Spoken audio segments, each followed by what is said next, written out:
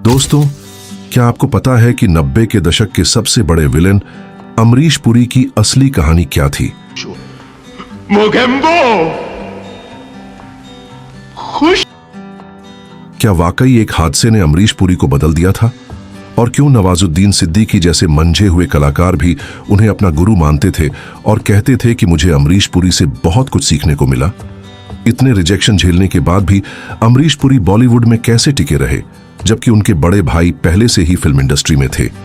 अमरीश पुरी ने सिर्फ विलेन का ही नहीं बल्कि एक पिता का भी यादगार किरदार निभाया था।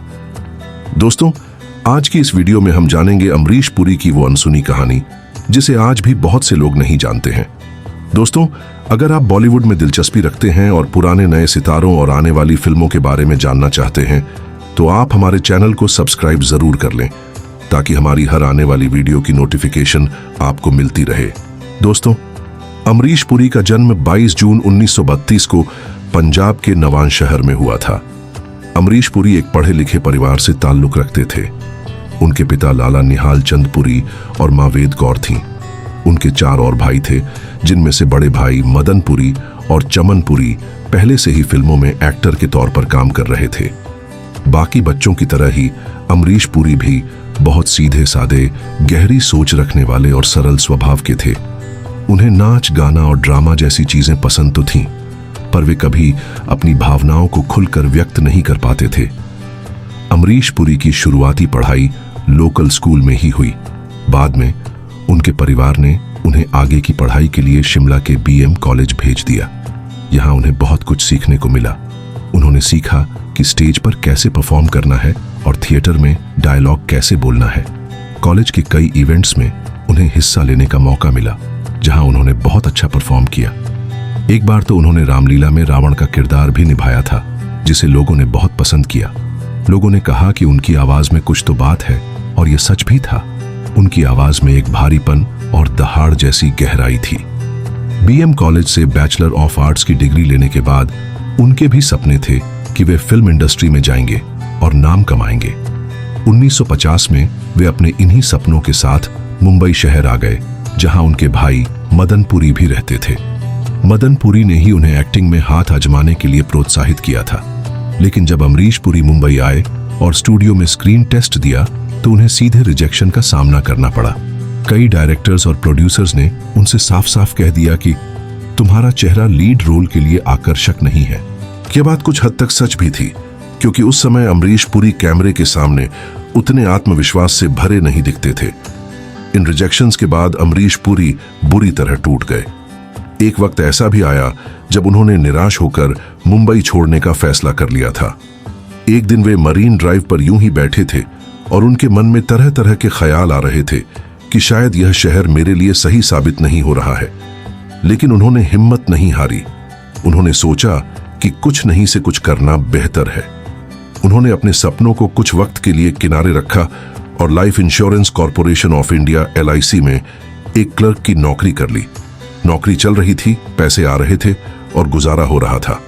पर दोस्तों, अमरीश पुरी हर रोज सोचते थे कि मैं इस काम के लिए नहीं बना हूं, मुझे स्टेज पर जाना है, मुझे फिल्मों में काम करना है। इसी जुनून के चलते वे रोज शीशे के सामने खड़े होकर डायलॉग्स की प्रैक्टिस किया करते थे। उनकी जिंदगी में यह सब चल ही रहा था कि एक दिन उनका एक्सीडेंट हो गया और उनके चेहरे पर गहरी चोट आई। जब अमरीश पुरी डॉक्टर के पास गए तो डॉक्टर ने इलाज तो कर दिया, पर साथ ही यह भी कह दिया कि यह चोट का निशान शायद आपके फिल्मी सपनों को हमेशा के लिए तोड़ देगा। डॉक्टर की यह बात उनके दिल पर चुभ गई। मुंबई सपनों के साथ आए थे, सिनेमा ने ठुकरा दिया था और अब डॉक्टर ने भी ऐसी बात कह दी। उन्हें बुरा तो लगा, पर उन्होंने मन में ठान लिया कि मैं हार नहीं मानूंगा। इन सब चीजों के बाद अमरीश पुरी ने सोचा कि फिल्मों में न सही तो कम से कम थिएटर तो ज्वाइन कर ही सकते हैं। दोस्तों, उन्होंने पहली बार पृथ्वी थिएटर ज्वाइन किया, जहां उन्हें एक नया जीवन, एक नई जुबान और सबसे जरूरी एक नई पहचान मिली। थिएटर ही वो जगह थी जहां अमरीश पुरी, सत्यदेव दुबे, गिरीश कर्नाड, इब्राहिम अलकाजी और श्याम बेनेगल जैसे महान नाटककारों से मिले। महान निर्देशक सत्यदेव दुबे ने अमरीश पुरी के चेहरे, उनकी आंखों और उनकी भारी आवाज में कुछ अलग देखा। उन्हें लगा कि यह बंदा कुछ कर सकता है। उन्होंने कहा था, इस आदमी के अंदर एक आग है, बस इसे जलने के लिए थोड़ा समय चाहिए। दोस्तों, जब अमरीश पुरी स्टेज पर खड़े होते थे और उनकी आवाज थिएटर में गूंजती थी तो लोग एकदम चुप हो जाते थे। हॉल में बस एक ही आवाज होती थी, अमरीश पुरी की। उनका कमांड, उनका प्रेजेंस और उनका पैशन ऐसा होता था मानो वो उस किरदार को सच में जी रहे हों, जैसे सच का विलेन लोगों के सामने खड़ा हो गया हो। थिएटर में उन्होंने कई क्लासिक प्ले किए, जैसे गिरीश कर्नाड का हैवदन, सत्यदेव दुबे के नाटक और कई दूसरे एक्सपेरिमेंटल थिएटर परफॉर्मेंस। उस समय अमरीश पुरी दिन में LIC की नौकरी करते, शाम को रिहर्सल करते और रात में स्टेज शो करते थे। कभी कभी ऐसा भी होता था कि सुबह 9 बजे काम, शाम 6 बजे थिएटर और फिर रात 9 बजे लोकल ट्रेन से घर। पर दोस्तों, अमरीश पुरी कभी थके नहीं। एक्टिंग के लिए उनका जुनून ही ऐसा था। उस समय वे सिर्फ अपना समय ही नहीं दे रहे थे, बल्कि नाम और इज्जत भी कमा रहे थे। उन्हें कई अवार्ड्स भी मिले और लोग उन्हें इवेंट्स में भी बुलाने लगे, लेकिन बॉलीवुड अभी भी दूर था। एक दिन ऐसा हुआ कि अमरीश पुरी एक बहुत ही मुश्किल किरदार निभा रहे थे। यह एक पौराणिक विलेन का रोल था जो गुस्से और ताकत से भरा हुआ था। जब अमरीश पुरी इस रोल को प्ले कर रहे थे तो पहली पंक्ति में एक डायरेक्टर का असिस्टेंट बैठा हुआ था। जैसे ही प्ले खत्म हुआ, वह असिस्टेंट सीधे उठकर अमरीश पुरी के पास गया और बोला, एक डायरेक्टर साहब आपसे मिलना चाहते हैं। उनका नाम श्याम बेनेगल है। दोस्तों, श्याम बेनेगल ने उन्हें अपनी फिल्म निशांत 1957 में कास्ट किया और यहीं से शुरू हुआ अमरीश पुरी का फिल्मी सफर। सिल्वर स्क्रीन के पर्दे पर अमरीश पुरी ने कदम रख दिया था। यह फिल्म कमर्शियल नहीं थी, लेकिन समीक्षकों ने अमरीश पुरी के अभिनय को महसूस किया। उनकी आंखें, उनकी आवाज में जो भारीपन और अधिकार था, उसने सबको प्रभावित किया। इसके बाद श्याम बेनेगल ने उन्हें मंथन, भूमिका, आक्रोश और मंडी जैसी पैरेलल सिनेमा की फिल्मों में भी कास्ट किया। लेकिन असली कहानी तो तब शुरू हुई जब 1980 के दशक में अमरीश पुरी को एक विलेन के रूप में पहचान मिली। 80 के दशक में सिनेमा ने अपना रूप बदला। अब विलेन सिर्फ चीखने चिल्लाने वाला गुंडा नहीं था, बल्कि फिल्म का एक जरूरी हिस्सा बन चुका था। डायरेक्टर्स को एक ऐसा विलेन चाहिए था जो इंटेलिजेंट हो, आकर्षक हो और जिसकी आवाज में दम हो। और यहीं एंट्री हुई अमरीश पुरी की। 1980 में आई फिल्म हम 5 में उन्हें पहली बार एक बड़े कमर्शियल विलेन का रोल मिला। इसके बाद तो उन्होंने पीछे मुड़कर नहीं देखा। नगीना 1986 में एक इच्छाधारी नागिन के सामने भैरवनाथ नाम का सपेरा, जिसका स्टाइल और हंसने का तरीका लोगों को बहुत पसंद आया। जब भी अमरीश पुरी स्क्रीन पर आते थे, लोग सहम जाते थे, क्योंकि उनकी आंखों में एक ऐसा कमांड होता था कि उनके सामने हीरो भी छोटे लगते थे। उनकी बॉडी लैंग्वेज टाइट, आवाज भारी और डरावनी, और डायलॉग ऐसे जैसे किसी ने आग लगा दी हो। वे सिर्फ विलेन नहीं थे, बल्कि विलेन के पीछे का दर्द भी पर्दे पर ले आते थे। उनके किरदारों में सिर्फ नफरत नहीं, बल्कि बचपन की चोट, पैसे का लालच या कोई इमोशनल ड्रामा भी होता था। असली धमाका तो तब हुआ जब 1987 में मिस्टर इंडिया का मोगैम्बो दुनिया के सामने आया। मोगैम्बो खुश हुआ। यह सिर्फ एक डायलॉग नहीं, बल्कि एक पहचान बन गया। मिस्टर इंडिया की सफलता के बाद लोगों को उनका एक पुराना रोल भी याद आया, Indiana Jones and the Temple of Doom 1984 का मोलाराम। इस हॉलीवुड फिल्म के डायरेक्टर स्टीवन स्पीलबर्ग ने उनके लिए कहा था, अमरीश मेरे पसंदीदा विलेन है जिनके साथ मैंने आज तक काम किया है। दोस्तों, सब कुछ अच्छा चल रहा था। मोगैम्बो ने अमरीश पुरी को शोहरत की बुलंदियों पर पहुंचा दिया था, लेकिन जब कैमरे बंद होते थे तो उनके चेहरे पर एक मुस्कुराहट होती थी जिसमें न डर था न नफरत, सिर्फ प्यार था। उनकी निजी जिंदगी की कहानी भी बहुत दिलचस्प है। उनकी मुलाकात उर्मिला दिवेकर से पृथ्वी थिएटर में एक प्ले के दौरान हुई थी। उर्मिला एक साधारण और सुलझी हुई लड़की थी और अमरीश उस वक्त एक स्ट्रगलिंग एक्टर थे। न पैसा था न स्टारडम था, लेकिन उर्मिला ने उनका जज्बा, सच्चाई और ईमानदारी देखी। दोनों में प्यार हुआ और उन्होंने शादी करने का फैसला किया।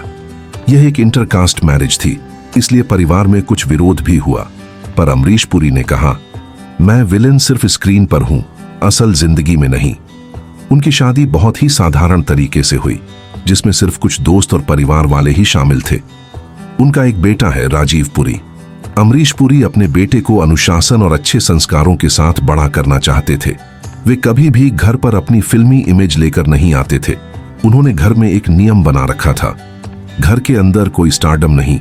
वे अखबार पढ़ते थे, बेटे के स्कूल की बातें करते थे और शाम को डिनर पर घर की बातें होती थीं, न कि सेट की गॉसिप। अमरीश पुरी बहुत ही डाउन टू अर्थ इंसान थे। वे अपनी बिल्डिंग के वॉचमैन को भी नमस्ते भाई साहब कहकर बुलाते थे और मेकअप मैन को भी भैया कहते थे। वे कहते थे, मैं एक्टर जरूर हूं पर पहले इंसान हूं। वे बहुत अनुशासित थे, न कभी सेट पर लेट गए, न कभी किसी से बदतमीजी की। उन्होंने अपना नाम कभी किसी कंट्रोवर्सी में नहीं आने दिया। उनका कहना था, अगर एक्टिंग मेरी पूजा है तो प्रोफेशनलिज्म मेरा धर्म है। साल 2004 में अमरीश पुरी को एक दुर्लभ बीमारी MDS माइलोडिस्प्लास्टिक सिंड्रोम का पता चला। ये खून से जुड़ी एक बीमारी है जिसमें बोन मैरो सही से ब्लड सेल्स नहीं बना पाता। वे मुंबई के हिंदुजा हॉस्पिटल में इलाज ले रहे थे, लेकिन उन्होंने अपनी तकलीफ को कभी पब्लिक में जाहिर नहीं होने दिया। अस्पताल में उनकी हालत कमजोर हो रही थी, मगर फिर भी वे वहां स्क्रिप्ट पढ़ा करते थे।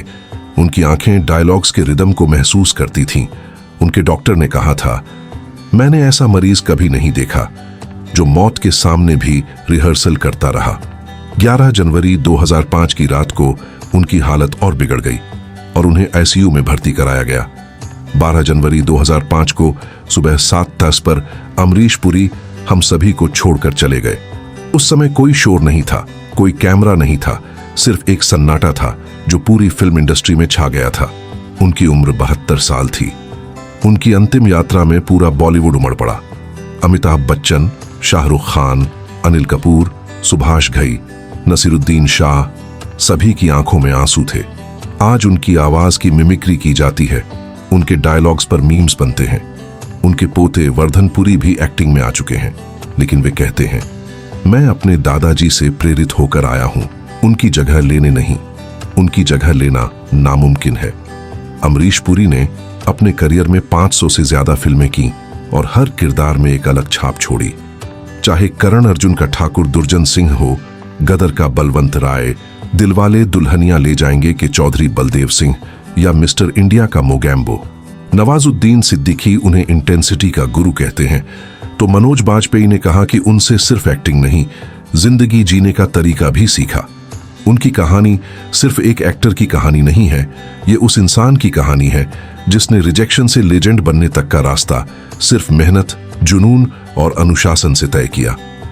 दोस्तों, अगर आपने भी कभी उनकी आवाज से डर महसूस किया है या उनके डायलॉग को दोहराया है तो कमेंट में लिखिएगा, अमरीश पुरी अमर हैं।